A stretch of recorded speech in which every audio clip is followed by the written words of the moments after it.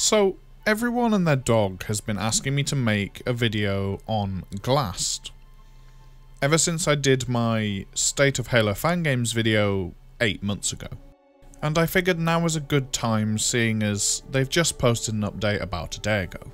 Now I know I'm a little late, I'm normally right on top of these things, but I am preparing to go back to my parents' house for a few days, as it's my little sister's 18th birthday. So while I've been tidying up my room and I've been sorting all my stuff out, preparing my PC and things to be taken home for the few days that I'm back, both Project Contingency and Glassed decided to post updates. And when I say update, the Glassed update is more of just a trailer than it is an update. It shows off a lot of the art side of things, but not so much the gameplay side of things. And that's something I'm going to be covering here because we haven't seen an awful lot of hard gameplay from Glassed. While we have seen a lot of art and particle effects and other pretty things. Now I'm not saying the gameplay isn't there. We can see things like visor mode, which I will get onto later. We can see different weapons, we can see UI and all other bits and bobs, but we haven't seen enemies, we haven't seen AI, we haven't seen multiplayer or anything like that as far as I'm aware. Now it's quite obvious, at least to me, that the game is being developed in Unreal Engine 4. I can tell just by looking at it. The default lighting engine is there. The default shadows are there. It's not a bad thing. I've said it before, it's not a bad thing. The rendering engine in Unreal Engine 4 is fantastic, but for people like me, I can just tell. And I think some of the lighting and shadows need to be tweaked in order for the game to have more of a Halo vibe. I said the same thing about Contingency. I don't think the standard Unreal Engine look is all that befitting of a Halo game. So on to Visor. Visor, as you guys know, is from Halo 3 ODST, and it seems to be something they're trying to make a comeback with in Glassed. Now I don't know whether this is a separate ODST mode or ODST missions or something like that. I don't know a great deal about the game at all. But currently the visor mode looks like a very early work in progress. There seem to be some occlusion issues with things having some sort of crazy discoloration when they should really just be being outlined, or maybe a slight discoloration. Maybe that's by design, I'm not 100% sure. I will speak to Bernie properly at some point about what he's doing and see if I can, grab some more information for you guys, or maybe even lend him a hand with his visor mode, who knows. But if you guys aren't sure what I mean by occlusion issues, it's where things appear to be rendering over the top of each other in an order that doesn't make sense. While the visor mode is active near the end of the Glass trailer, the street sign seems to be rendering over the top of the SMG and giving it a really weird red discoloration. I again don't know if this is by design, but the weapon model seems to become semi-transparent and everything has a really thick blue outline on it. I understand the outline is by design because that's what visor mode is supposed to do, but the fact that it's highlighting absolutely everything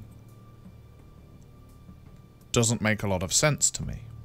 I thought visor was supposed to pick out specific objects of interest in order to divert the player's attention towards those. Outside of this rather nitpicky sort of issue, the game itself looks pretty good. The quality of the assets is good, the quality of the models is good.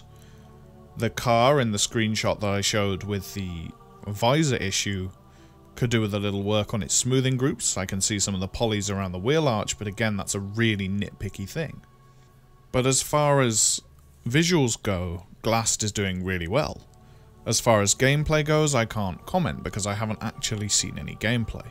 I have reached out to Bernie to ask for a build of the game to test myself, so I can see the gameplay and maybe even, if he allows it, show you guys some gameplay.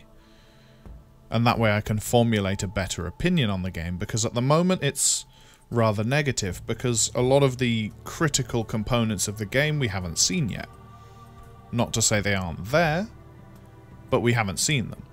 And I can't assume things are there if I haven't seen it. Glassed seems to have a very dark atmosphere going on in both the main section and the ODST section. I'm going to split it up into two sections. I assume they're separate levels or something like that. I'm not sure if there's an overarching story here, I assume there is. But overall, they've gone for a very dark, muted ODST sort of noir vibe. And it's a cool vibe because the only game we've seen take this sort of style is, well, ODST, and at least to me, I thought ODST was a pretty cool game with a pretty cool aesthetic and just a pretty cool overall feel. Maybe that was due in part to the fact that it was on the Halo 3 engine and just sort of reworked, but it looked and felt like a really cool game. It was something different, something new, something we hadn't really seen before. We'd seen what may have been a precursor to this in the Truth and Reconciliation mission from Halo 1, but the nighttime vibes and nighttime aesthetics weren't really followed up other than a brief stint in Halo Reach. I can't confirm whether the game has multiplayer or firefight or playable elites or anything like that because at the moment we just don't know. But it does seem to be taking the route of a single player experience at the moment. And that's something that it has over the other two major Fangames that are currently in development, where Project Contingency and Installation 01 are both focusing on the multiplayer aspect of things. And as far as I'm aware, a single player experience would be easier to create, but has less replayability than a multiplayer experience, because a multiplayer experience has player versus player and every match is different and you can play the same map 100 times and not get bored if the design is good. Look at Dust 2 from Counter-Strike. But with a single player experience, you're guided down a single path and you experience a story. That's why it's called a single player experience. You are there to experience a story that has been carefully crafted for you, the player. This isn't a bad route to take at all. We've seen successes like SPV3, and while I have my qualms with it, everybody seems to enjoy it for the most part.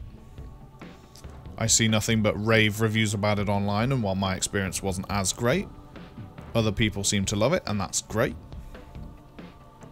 But outside of that, there's not really many story-focused, community-made experiences in the Halo universe. And I, do enjoy Halo for its story. The multiplayer is a big part of it, don't get me wrong. But I've always loved the feeling of buying a new Halo game, especially back when Halo 2 and Halo 3 came out. I'd get home from the midnight launch with my parents because I was a child back then and they wouldn't sell me a 16 rated game when I was sort of 14, 15 years old. And I'd pop the disc in and I would jump straight onto the story and I would be super hyped and super excited sitting there in my pajamas squealing like a little girl at how awesome the game was. And that's not something, to me at least, a multiplayer experience can provide. And that's something that I am seriously hoping that Glast will provide with its single player experience. Now I'll leave a link in the description to the Glast update video trailer thing, so you guys can go and check it out yourself, as well as a link to the development team's website as well.